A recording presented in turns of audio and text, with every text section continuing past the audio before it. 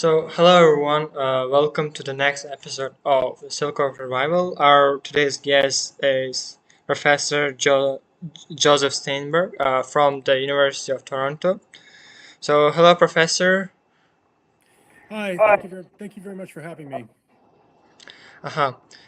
First, I'd love to briefly introduce you to our audience. Then we can uh, jump into the questions. So, Professor Joseph Steinberg is a professor of economics at the University of Toronto and an NBER Research Associate. He holds a Bachelor from Pomona College and a PhD from the University of Minnesota.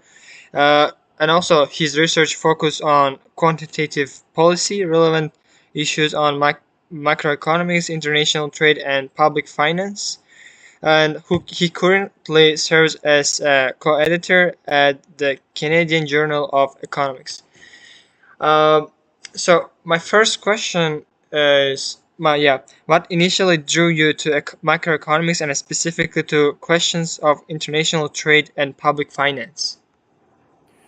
And so it's an interesting question. It's hard for me to really know what first drew me to economics and macroeconomics specifically. I think in reflecting on it, I think it's something that I've always been interested in for a really long time. I actually think back to when I was in high school. I had a history teacher who observed that I was really interested and really good at thinking about, the how different pieces of policies and different parts of the world kind of fit together and why they work the way that they do. Mm-hmm. And I think that is that really actually describes a lot of what I find really appealing about economics and macroeconomics especially. I think it really is about trying to dig really deeply into the underlying mechanisms and driving forces, whatever you want to call them, that explain, how the economy and society work. Mm-hmm. And so I think it's something that I've just kind of naturally always had an interest in. It's just kind of part of my personality. But I would say that what really got me, motivated to go to, do graduate school in economics specifically was probably just some class, more than anything, some classes I took when I was finishing up my undergraduate degree at Pomona College. I had, in particular, a class on international macroeconomics by from a professor named Slavi Slavov, who's now works for the IMF. But it was a really, really fantastic course. We had to Mm-hmm. read, research papers in academic journals and, present the papers to the class. And we really got kind of involved in, what doing economic research was all about. And I just really enjoyed that class. And in fact, I still today teach a class that is very similar in spirit to that class. And so I think it's the short answer is I think it's probably just kind of part of my personality that makes me like economics and want to do it and be good at it. But I also think, concretely, it is very much the academic trajectory that I ended up following, just kind of as happenstance as a result of the classes that I took. Mm-hmm. I got it. And my next question, like you studied at Pomona College before earning your PhD at the University of Minnesota, as I mentioned. So, and how did that shift from a small liberal art college to a large research-focused program shape the way you approach economics? It's not a question I've really thought about before. I guess it's hard. It's certainly hard to go back and do the counterfactual and ask, what if, how would things have turned out differently if I went to like a big, public university like UC Berkeley or something like that, which is another school that I was thinking about going to when I was finishing up high school and deciding what to do. I will say though that I think and I think there's actually some empirical evidence for this as well, that liberal arts colleges do a really good job of preparing people to go to graduate school, at least in the U.S. I think the smaller class sizes, I think the more attention that you get from faculty, and I think the fact that the faculty are more, I think, invested in the teaching side of things as opposed to the research side of things, you get undeniably a great experience. And I think, I think it is certainly really good preparation for graduate school. I think it's not, I would say that for me, really the only thing that I was lacking when I started graduate school was I was relatively underprepared on like the math side of things. So, today if you talk to people who are thinking about going to graduate school in economics, they pretty much have to take classes like real analysis and stuff that's more complicated than that. I'd actually never taken that before I went to graduate school, and thankfully I got it anyway. So I did have to do a little bit of catch up on that front, but I'm not sure that had anything to do with where I went to college. I think it just has to do with, the classes that I ended up taking. I actually really ended up liking real analysis. I took it in the undergraduate math department at Minnesota while I was doing my PhD. I actually really liked it. So I probably should have done it earlier.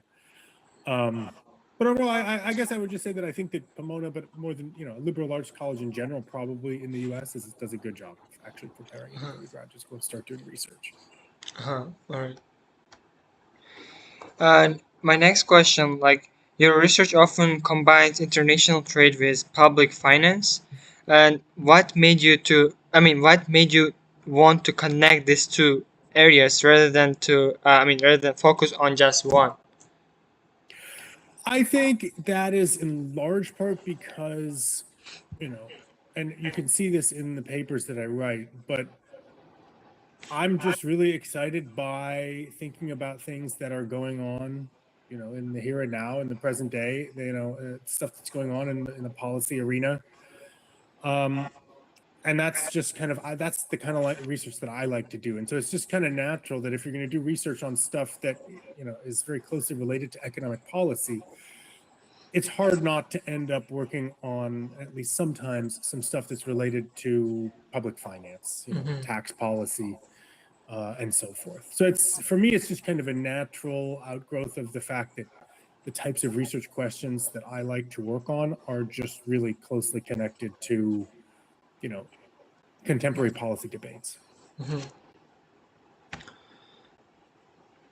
And also, like, as an NBER Research Associate, how does working within that network influence the kinds of questions you choose to study or the collaborations you pursue? That's also an interesting question. I think so. Having access to the NBER network is undeniably it's an amazing resource. Getting to put out the research that you're working on as an NBER working paper is really powerful for just getting people around the world to read it. Getting to attend and also occasionally present when you're lucky enough at the NBER conferences. That is also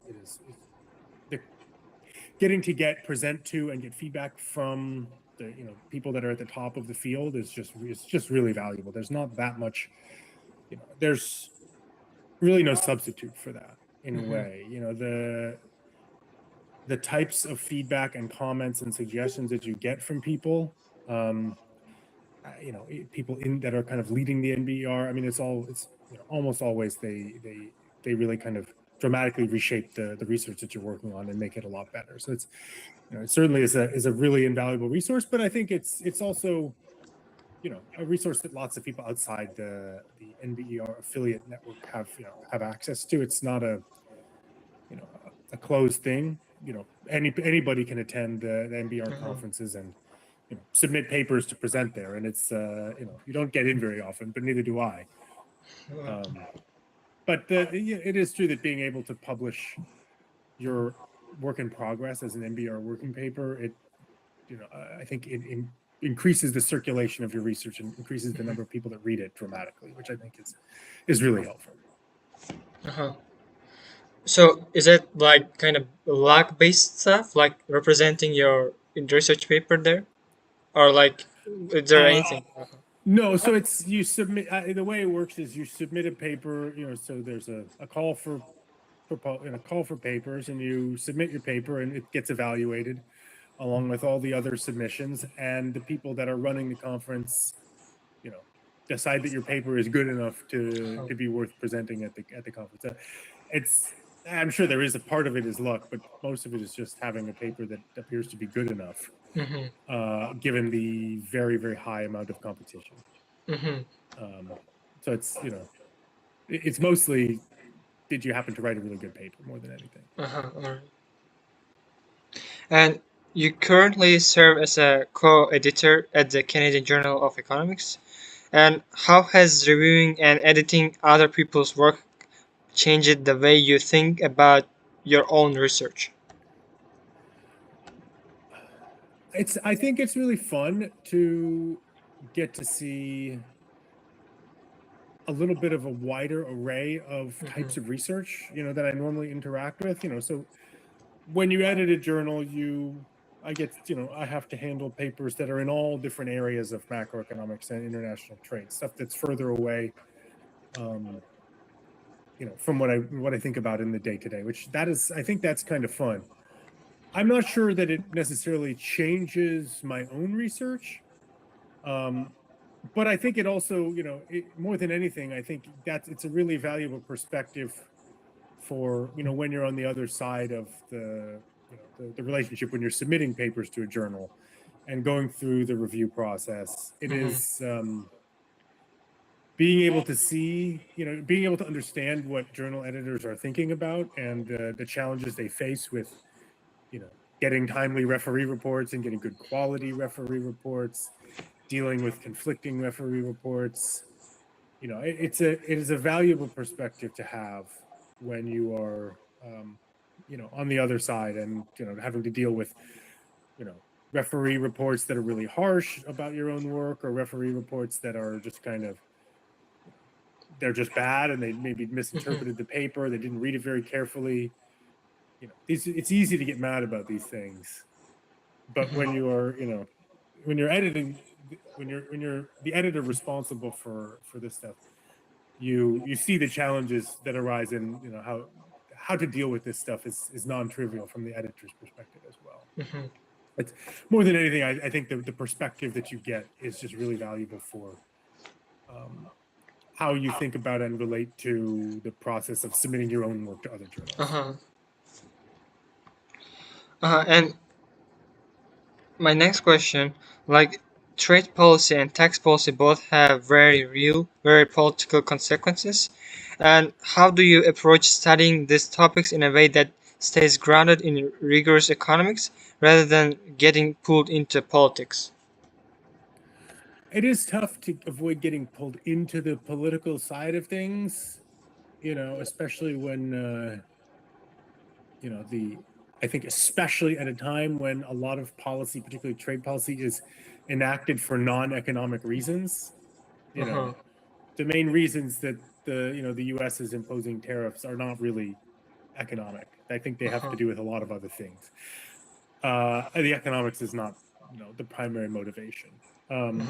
And so it is hard because it's the inherently nature of why a lot of policies get enacted. It's hard to distance yourself, but you're absolutely right that that's what you should do. And I think for me, the starting point is, the kind of research that I do is always organized around, what I would call quantitative models. So, a theoretical model with numbers, basically. And so I think you have to show your work. And that's really what it comes down to. You have a model, you discipline the model by matching some data, and then you use the model to do some kind of, say, experiments or evaluations of policies that have happened in the past, counterfactuals where about things that could happen in the future. But whatever you're doing, you are, the model kind of forces you to show your work, and it forces you to make explicit the assumptions that are going into what you're doing. And so, you can always make different assumptions that may, I think, align with different political perspectives. But by being forced to write down and quantify a model, you can't hide these assumptions. These assumptions are just there. And so people can evaluate them. You can say, I think this is a good assumption, a bad assumption. I think the way that the numbers that you brought to bear in the model, or this is a reasonable way to do it, or it's not. But the approach, I think, makes everything transparent. And I think that's one of the things that I think is really valuable about, what I would say is like, quantitative macroeconomic research.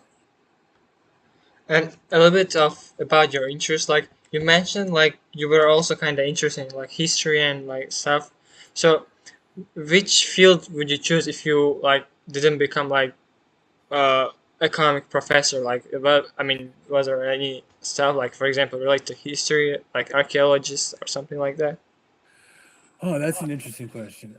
Actually, when I was thinking about picking my major at the beginning of undergrad, I was deciding between economics and computer science. So I've always liked programming. I did a lot of programming when I was much younger. And so computer science would obviously be one thing. To go a completely different direction, I think, and by the way, before I go in a completely different direction, I should say that historically, up until about this year, when developments in AI have changed this fundamentally, the vast majority of what I have done in my own economic research is pretty close to computer science in a way. A lot of it is writing computer programs, and so I still, I'm very much doing computer sciencey stuff day to day. But leaving that aside, I would say again, to go in a completely other direction, I probably would have done something like marine biology. I've always really liked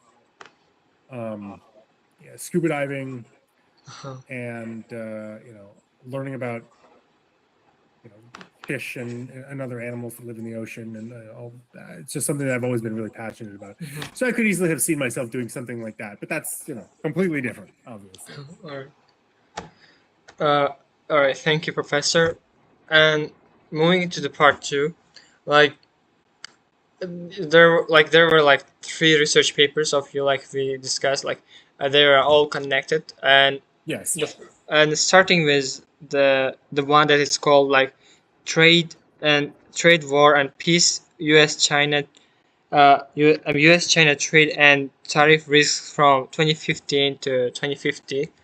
So I have like a few questions related to your research paper, and my first one is like, in your research paper, you use data before 1980 to estimate how likely it is that a country goes from harsh trade restrictions back to normal trade relations, because that's the only time it's ever happened historically. And is it really okay to use number from 45 plus years ago to describe how firms behave today?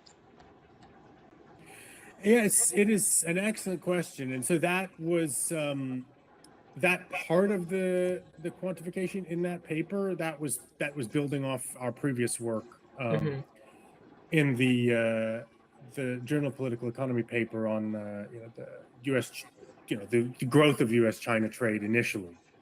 And so one of the things that came out of that paper was a number for what is the probability of a country gaining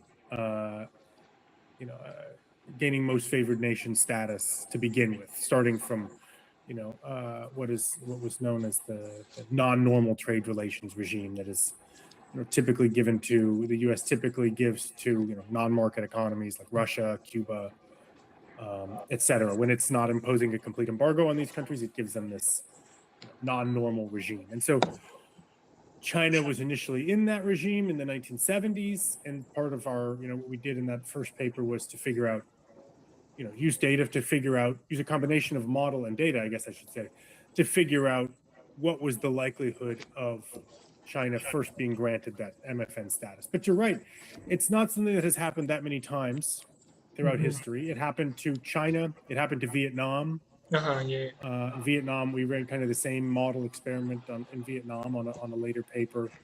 Happened to a number of countries in former Soviet Union countries. But it's a small sample issue, undeniably. And so the trade war paper was centered around data running from 2014 onwards. And so obviously China had not been in this non-normal trade relations regime for many, many years, right? As you said. It first last had that status before 1980. And so we relied on our estimates from the earlier paper based on just based on the fact that there was no recent evidence that we could possibly use Yeah. to source that number. But it's, Uh-huh. whether that is still the appropriate number today for a hypothetical country that was in non-normal trade relations and not experiencing, kind of in the midst of actually a physical, war like Russia is, whether that's still the right number, hard to say. All right. Got it. And my next question, your model says Biden's presidency increased the expected future tariff more than Trump's did, even though Trump was one who actually raised tariffs and Biden mostly just kept them. But this result only works because you assume nobody saw the 2018 trade was coming at all. And if you allowed even a small chance that firms expected it, would this surprising result disappear? So let me say first that I would say, so we didn't assume that there was no anticipation of the 2018 trade war. That's actually what the empirical evidence seemed to suggest to us. So we show data in the paper that shows that there's really no reaction in anticipation of that trade war. There's no decline in trade that's going on in 2014, 2015, 2016, even after Trump gets elected in 2016 and into 2017. There's nothing that's happening with U.S. trade flows from China up until tariffs actually go on in 2018. And so there doesn't actually look to be much evidence of that this was anticipated. That said, we tried a lot of different variations of anticipation to see in our model to see what would come out of it. You could ask, one of the things that we tried to grapple with was, so maybe the exact tariffs that the U.S. put on China in 2018, maybe that specific set of tariffs wasn't anticipated, but maybe there was some anticipation about something else that was largely uncorrelated with those tariffs. Maybe just kind of an across-the-board increase in tariffs that didn't end up materializing. We didn't see any evidence of that in the data, but we did try that in the model, and it doesn't seem to. What comes out of the model doesn't seem to line up when you do those counterfactuals. Doesn't seem to line up much with what happened later on when the trade war actually started. But I think you're right that it is true that if number one, it was the case that firms had started to react in advance of the actual trade war tariffs that went on, that could change the present value calculations that we did. That said, what that mostly hinges on is not only what is the belief that this is going to happen in the first place. So it is true that if people assign a non-zero probability to tariffs going up, that is going to change the present value of tariffs even before the tariffs actually do go up. But what also matters is what do people believe that once the tariffs go on, what is the likelihood that they're going to go away relatively quickly? And so that's, again, kind of the main finding in the paper is really that initially when President Trump put tariffs on China in 2018, firms initially did not believe that these tariffs would last very long. And that's why we find the result that we do. And so, to my mind, if you were to imagine, firms believing, okay, I think the president is going to levy tariffs soon. That's going to start to raise that present value of tariffs. But it's not going to raise it much as long as firms believe, which is, I think, consistent with what the evidence that we showed is, that if they believe that, yes, once he does actually put tariffs on, that they're going to go back away pretty quickly, then that's still not going to move the present value of tariffs much, right? If I think a 10% tariff is coming tomorrow, but I think it's going to go away with an 80% probability the following year, that doesn't move the needle much in terms of the expected present value of tariffs. What matters more than anything is the belief about how likely the tariffs are to go away once they've been put on. And so for us, the main reason that the expected present value of U.S. tariffs on China under President Biden went up more than that same concept did under Trump was not so much about like the exact timing and potential lack of anticipation about that initial slate of 2018 tariffs, but more about the fact that the perceived probability that those tariffs would go away fell a lot once Uh-huh. Biden took office, and that's really more than anything what's driving that result. Uh-huh. All right, got it. And my next question, you tested a version of your model where trade risk trade risk is directly tied to who wins elections, and it didn't fit the real world data as well as your main model.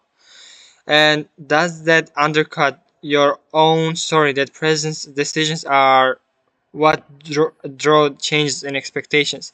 If trying risk to elections make the model worse, what's left to support blaming Trump or Biden specifically? So the perspective that I would take is we're not attributing blame or assigning blame to any president. We're just looking Uh-huh. at the data. Right. The right way to read it is that tariffs went up during Trump's presidency, and the expectation that those tariffs would go away was fairly high during Trump's presidency. Mm-hmm. It was then during Biden's presidency that the tariffs remained elevated, and the beliefs about the likelihood that those tariffs would go away that fell. And so Uh-huh. whether you want to attribute that to a specific president or whether you want to attribute that to kind of bigger, just kind of a deeper rooted fundamental shift in kind of the U.S.-China relationship, that is something that would have happened regardless of whether Biden won his election in 2020 or not. That's hard to say. You can't go back and do that counterfactual, right? I mean, one way to think about that, maybe a clear way to think about it is the following. Let's go back and do the counterfactual where instead of Biden winning the election in 2020, Mm-hmm. Trump actually wins re-election. All right. Imagine that happened. Well, it's pretty unlikely that President Trump would have gotten rid of the tariffs on China in his second term, right? They probably would have kept them. And in maintaining those tariffs, it's pretty likely that firms' beliefs that those tariffs would go away, those would also still fall, just like they did under President Biden. Maybe they would have fallen faster, maybe they would have fallen slower. Hard to know exactly, but I think it's fairly obvious that had a different president than Biden, maybe Trump, maybe someone else, maintained those tariffs on China, from 2020 onwards, I think it's pretty likely that firms' beliefs would have evolved in a similar way to what we found actually happened. And so I'm not sure that you want to say, this is choices that Biden specifically made. Many other presidents, including I think President Trump, had he been, in office during that time, would have made similar decisions that probably would have caused, beliefs about the reversal of those tariffs to fall in about the same way. Does that make sense? Yeah, got it. I got it. And my next question, like you compare the 2018 trade war to the 1980 opening of the trade with China, saying they look similar because the data curves move in similar ways. But one was one single decision to open trade, and the other was a series of tariff increases under two very different presidents. Just because the curves look alike, does that really mean the same forces were driving them, or could totally different reasons produce similar looking curves by coincidence? It certainly could be a coincidence, but I would say that precisely the point of our first paper on this topic, in which we looked at the opening of, I would say the expansion of trade with China in 1980. Part of the precise point of that paper is that actually the 1980 event itself, U.S. cutting tariffs dramatically on China in 1980 as part of granting China most favored nation status, then that actually wasn't just a one-off discrete event. That wasn't the single event that kind of liberalized trade with China, and then that was it. The main point of that paper is that the liberalization with China, that kind of started in 1980, and in fact, we argue preceded 1980, actually was a much more gradual, evolving thing, in part because that 1980 reform, when China was first granted MFN status in 1980, that status was initially believed to be very likely to be soon revoked. Right, and so that's one of the main findings of that first paper, is that the probability that China would lose MFN status and go back to non-normal trade relations status soon after 1980 was really high, something like 80% or higher, right? And so it was only in the mid-1980s and then throughout the 1990s that this kind of probability that China's MFN status would be reversed, that probability kind of started to fall. It took a number of years for it to start to fall. It started to fall first gradually and then pretty swiftly in the late 1980s. But I think that is, the purpose of, I think that one of the main purposes of that first paper is to point out that, like, you can't just look at the observed changes in tariffs and call that the liberalization. What you have to look at as well and try to sort out is, how credible are those changes in tariffs? And it's not that easy. Part of the research agenda is to point out that this isn't that easy to do. You can't read these beliefs, right off of the data. There's something that you have to measure using a model. But I would say that the data are certainly strongly suggestive of, the data that I'm speaking of specifically are what you mentioned, the comparison of the evolution of trade following 1980 versus the evolution of trade following the imposition of tariffs in 2018.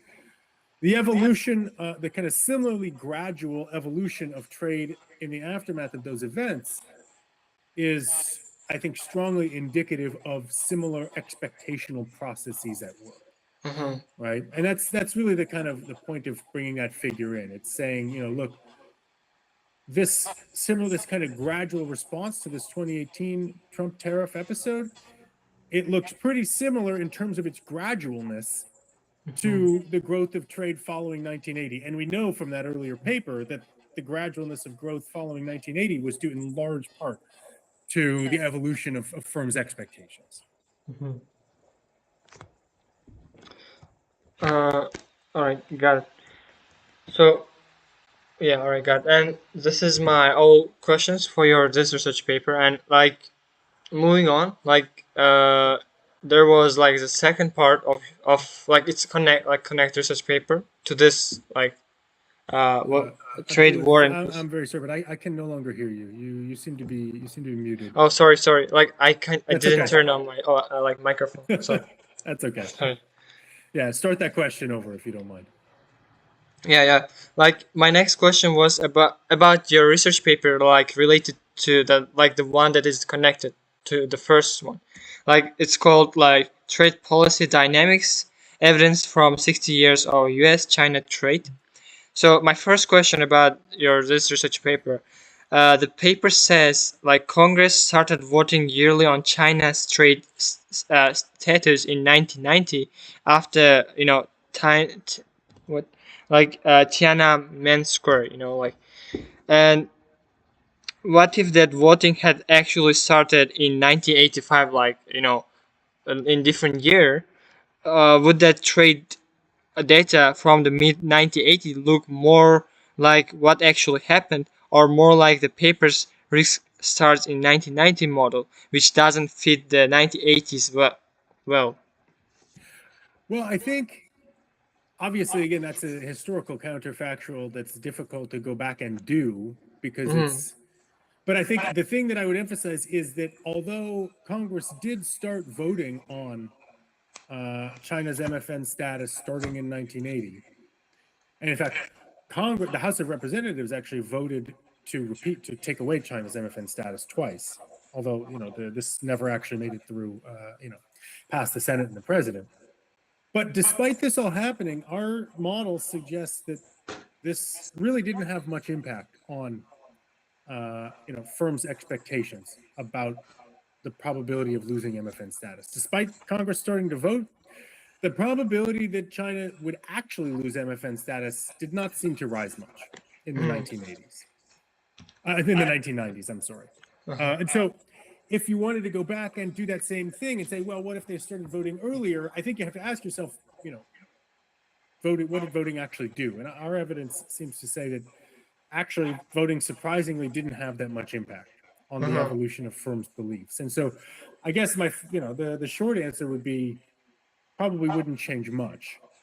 But I would say, and moreover, let me also say the following, which is that the period in which the probability that China's MFN axis would be reversed fell the fastest was actually in the late 1980s, after 1985, 1986, about that. And so if you thought that, if you wanted to go back and do an experiment where you kind of did something that you think should have changed that and actually made either stalled or perhaps even increased the likelihood of losing MFN access, then that would have had a big impact on what the dynamics of trade would have looked like in the late 1980s. We saw, in the actual historical record, a big surge in U.S. imports from China in the late 1980s. That's something that you probably wouldn't have seen, certainly wouldn't have been nearly as strong if it wasn't the case that China's MFN status really did start to become a lot more credible around that time. So, like you said, like they tried to take away this NFMs like from China like twice. I mean, was there a reason? Like, well, I mean, that they won't do that? Well, again, and I think you have to ask yourself, again, our evidence suggests that this didn't have much impact on the beliefs of actual market participants who are involved in international trade on the likelihood that such thing would actually happen. And so, the glib answer is it's actually just domestic politics, and some U.S. Congress people are doing this to placate or appease their voters or make themselves look tough on China, even though they know that this has no hope of actually happening, because Senate's not going to go for it, the president's not going to go for it. So of course I can do all this stuff and talk tough about China when it doesn't actually matter. And so that's kind of the glib answer, but I think that there's probably a lot of truth to that, to be honest, right?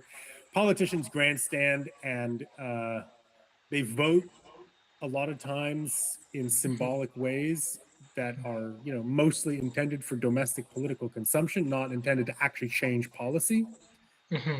That's probably my sense is that's probably what's going on. There wasn't ever a chance that China, the U.S. actually would, or there wasn't a large chance that Congress and the president would actually go along with repealing this China's MFN status at this time. And so it's hard to know what the Congress people that were voting for this were really wanting to accomplish in doing that. It seems largely like a futile symbolic gesture to me, and indeed that's probably what it was. Got it. And my next question that is related to your research paper is like the paper finds that when China joined the WTO in 2001, exporters barely changed their beliefs about future tariffs. The risk of reversal barely moved. It was low before and after joining. Like went from 5.3 to 6.3 or something like that. And so basically, it kind of didn't change that much. And what if exporters had stayed worried about reversal even after WTO entry? How would that change the paper's conclusion that most post 2001 trade growth came from slow adjustment to old policy changes rather than reduced uncertainty from WTO accession? So there's a couple of things to say there. So number one, I think what we find is that the probability of losing MFN access didn't change materially around WTO accession. And so if you wanted to envision a counterfactual where exporters, I'm not sure I understand what you mean when you say try to envision a counterfactual where exporters remained worried about this. I think you'd have, because they kind of really weren't worried about it much at all in the late 1980s. Right, and they kind of just remained not very worried about it after WTO accession. And so you'd actually have to go back and do something like an even stronger counterfactual where they actually grow more worried about it after 2001. If that were the case, then what you would have seen was deterioration, actually probably a decline in imports of goods coming from sectors that would have potentially experienced a large tariff increase. what we call the high gap sectors or goods, if MFN access was indeed revoked. But I think it is, again, it's not so much about, our finding that MFN access the probability of losing MFN access didn't change much around WTO accession.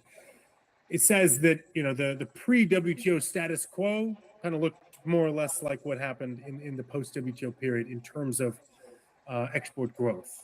Now, the second part of what I wanted to say there was that one of the more subtle things that we find in the paper, and I think this is the way that we resolve, our model resolves, an apparent contradiction with an important finding elsewhere in the literature, which is that, when you look at the data, you do actually observe a pretty strong growth of imports following 2001, going from China to the US.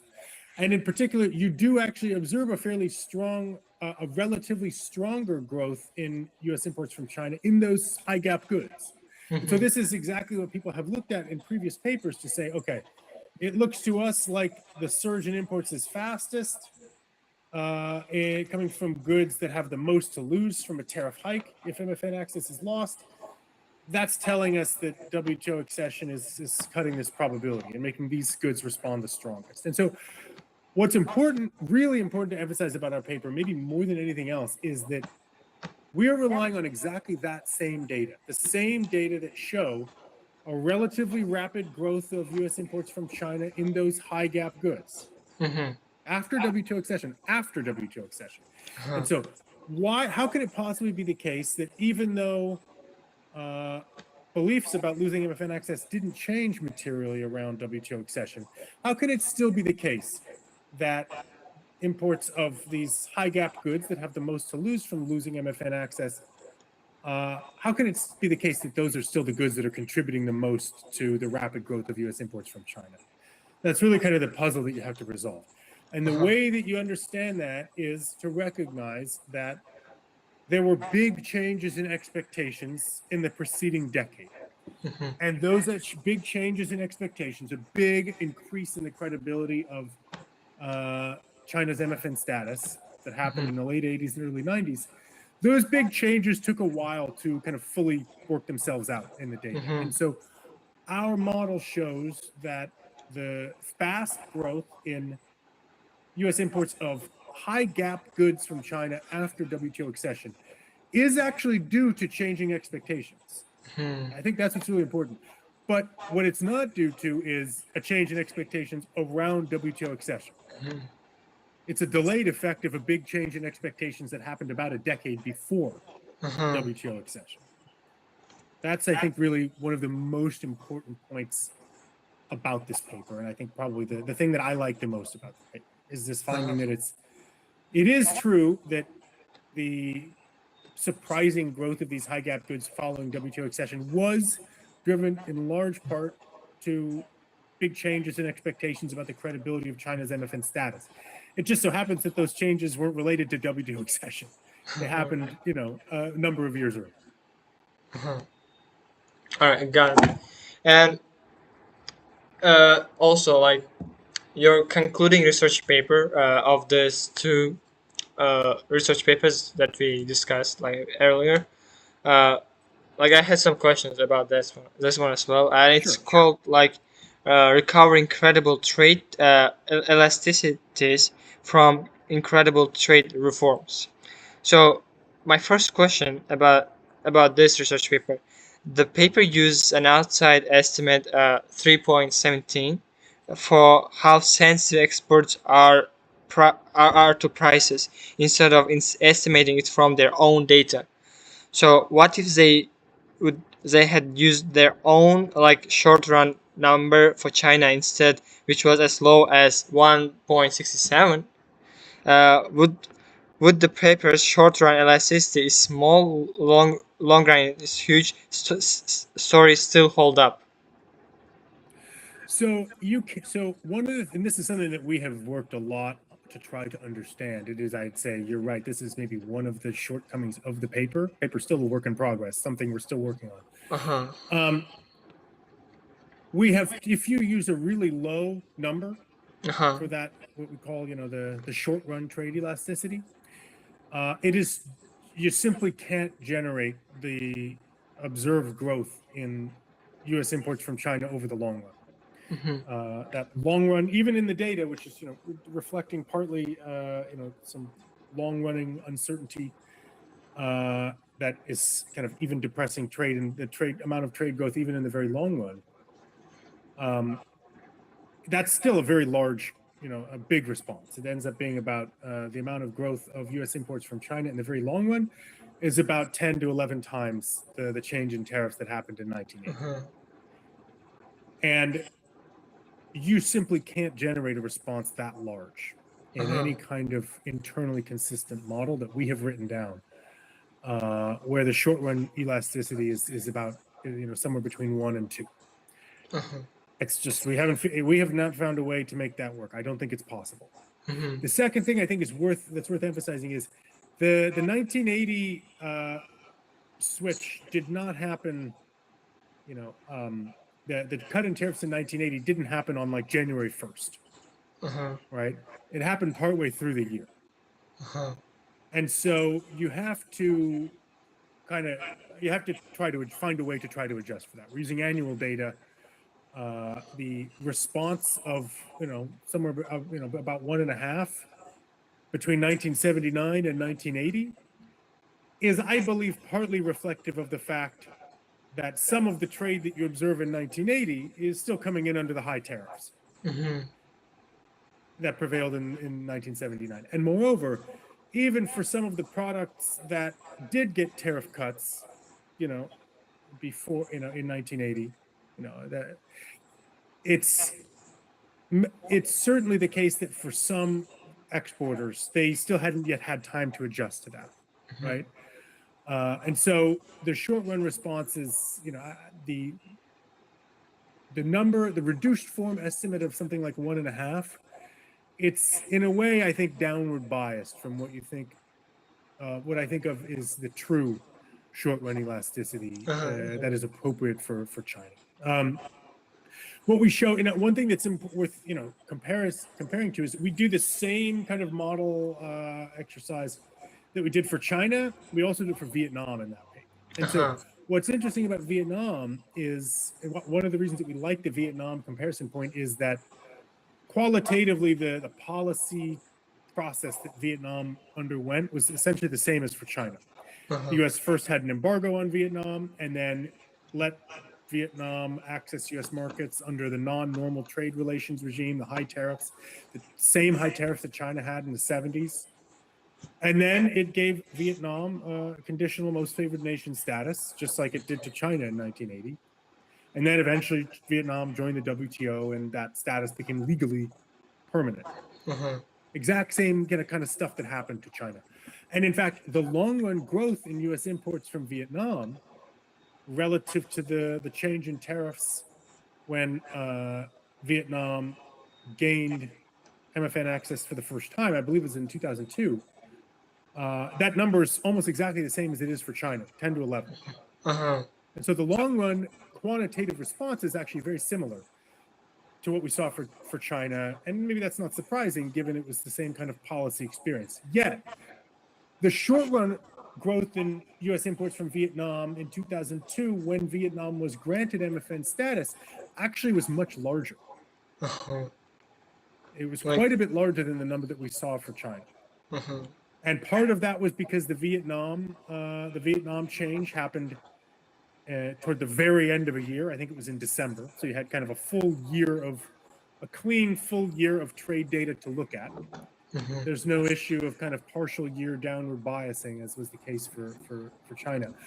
But our model also suggests that in addition, there was some anticipatory growth of imports of Vietnamese goods starting to ramp up even before Vietnam's MFN status was granted. So, our model interprets that as saying that there was this kind of growing recognition that Vietnam would in fact be granted MFN status. And so the probability of that happening was growing and firms were already starting to grow their trade in recognition of that, in anticipation of that thing that seemed to be becoming increasingly likely. And so I guess what I would say is that same number, 3.17, works shockingly well for modeling the overall experiences of both China and Vietnam's integration into U.S. markets, despite the short run, the differences in what I would characterize as the immediate short run responses, part of which may be due to just pure statistical biases, measurement error that I mentioned. But in addition, I think there's also this big difference in expectations. And that's, in fact, one of the challenges, by the way, in trying to internally estimate or calibrate this short run elasticity parameter, is that it is simultaneously identified both by the price elasticity of the demand curve, if you will, but also any kind of changes in expectations that were going on around the same time. As the tariff changes actually happened. And you simply can't separate those two things, right? The model could attribute the same growth in trade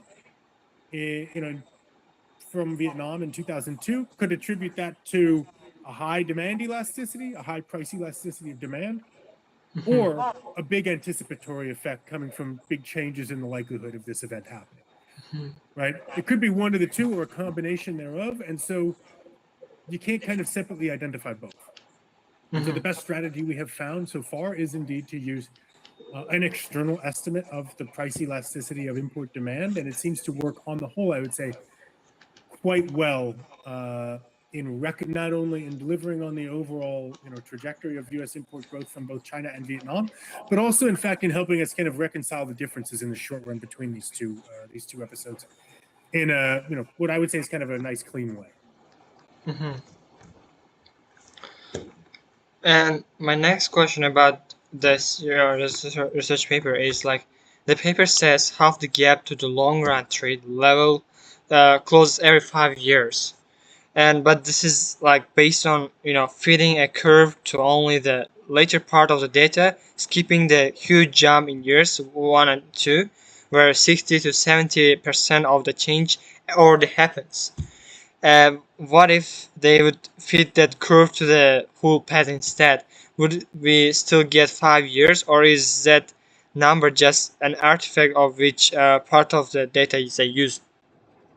So the point of that number is to try to characterize the speed of the extensive margin adjustment that is driving the difference between the short run response and the long run response. So in our model, why does trade respond a lot more in the long run than the short run? It's because additional firms are entering the export market. That's what I call the extensive margin response. And so the purpose of this half-life calculation is to try to measure the speed of the extensive margin adjustment. If you were to include the first 2 years of data, the problem with doing that is that you're not measuring the same thing.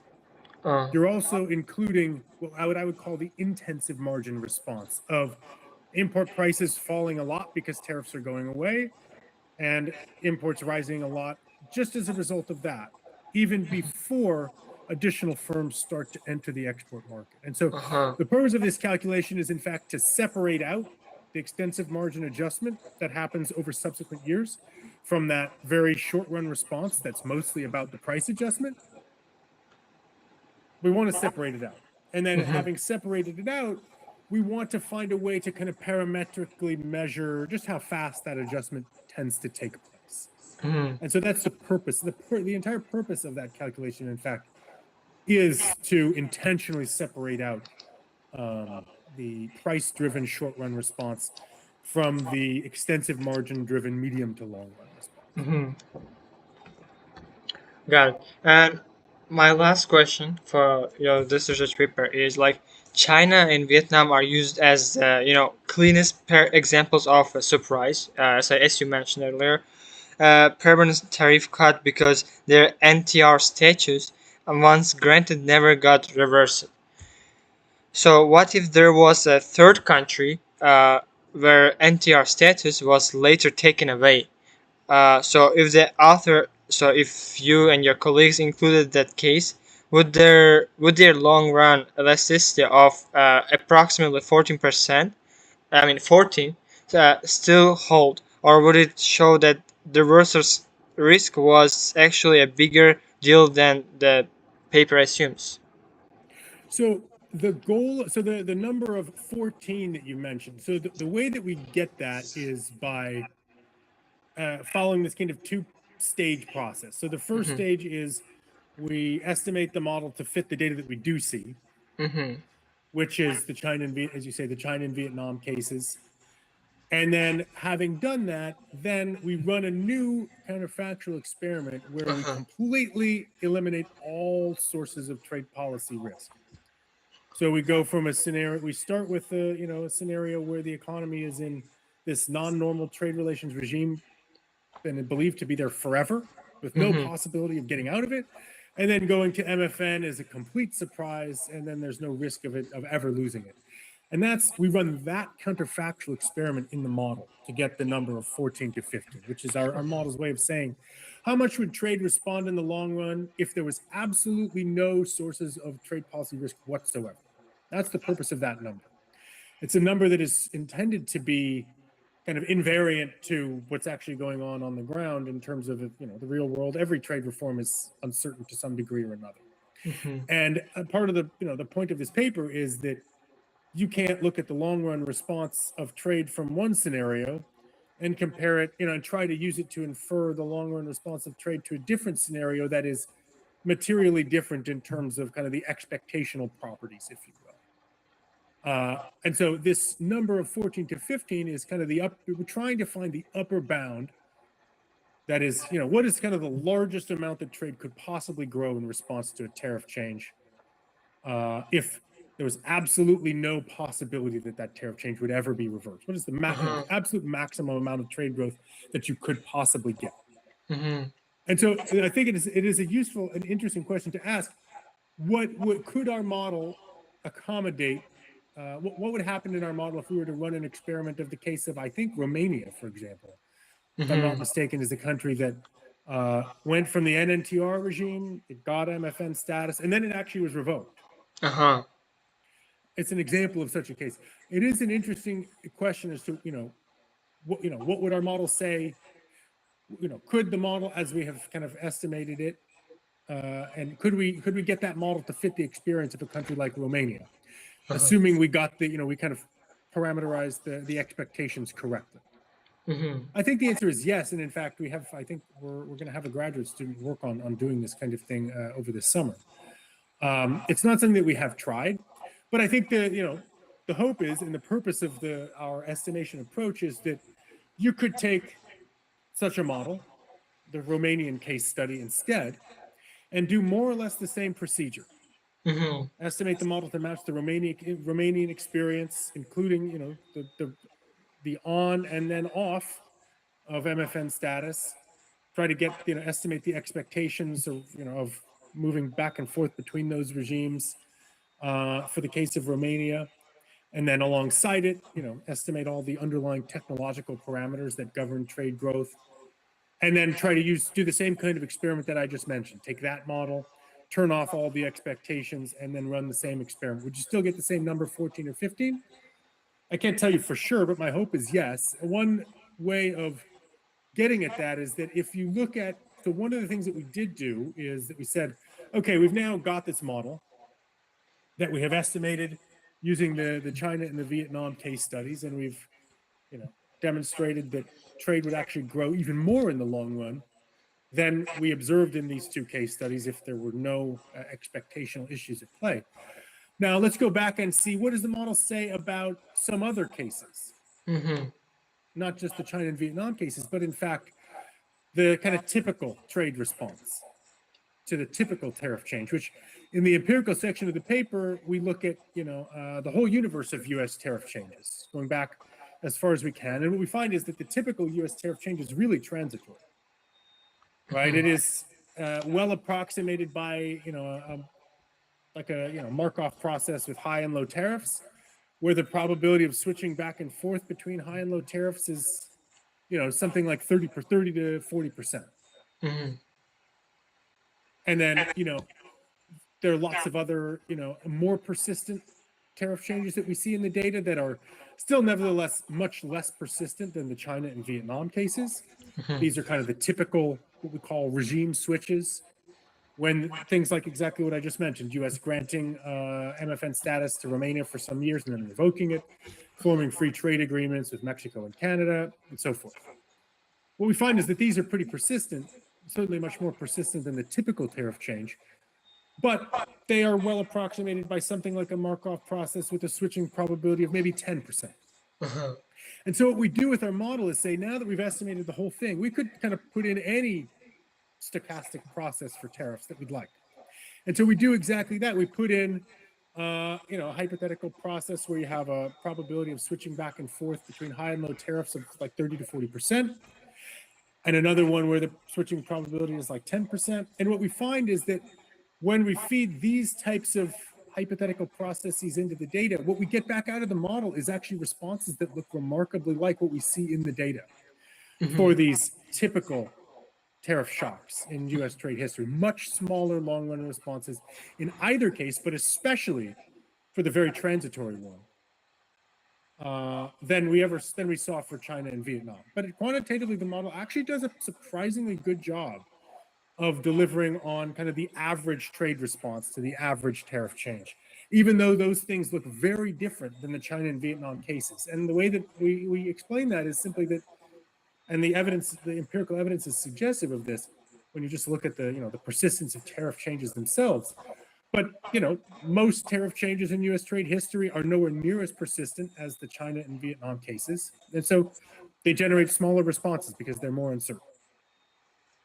And that even the China and Vietnam cases were not fully certain. There was still, even in the long run, a little bit of uncertainty, and that's what's kind of driving the gap between the observed response for China and Vietnam and that hypothetical 14 to 15 number that you mentioned.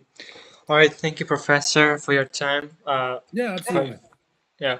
So I have one last request. Like, could you give some feedback, and to our podcast? And we are open to the criticism. I mean, if you didn't like something, we would change it the next time. I don't think so. I guess maybe the only suggestion that I can have is that I think it's something, and I tried to give you this answer, by the way, earlier on. You may have noticed it, but I think a question that you might consider asking is what do you, the researcher, find to be not just the most important, finding from this paper, but maybe what is the thing about this paper that you find most exciting or most interesting? For you personally, maybe not always the headline most important thing that comes out of the paper, but still maybe there's something that you learned that you thought that was really, really cool and really, really important, even if it's not the most important thing in the paper, something that for you kind of personally as your kind of ongoing process of, becoming a better researcher, what got you the most excited? I think that's kind of it could be a useful question to ask people, a more open-ended question, but I think you'll probably get people to kind of open up and get excited about talking about their research if you ask a question kind of like that. Does that make sense? Yeah, I got it. Yeah. Thank you. Thanks for your feedback. I really do appreciate your time and your feedback, your answers. So thank you, Professor. So bye. Good luck on your future research works. So say that again. So what am I working on now? What future research am I working on? Good luck on your research papers. I said. Okay. Thank you. I misinterpreted. Yes. Thank you very much. I appreciate it. Hopefully hopefully I have some continued success, but it's always, it never gets all that much easier. All right. It's always a struggle. All right. Yeah. Good talking with you.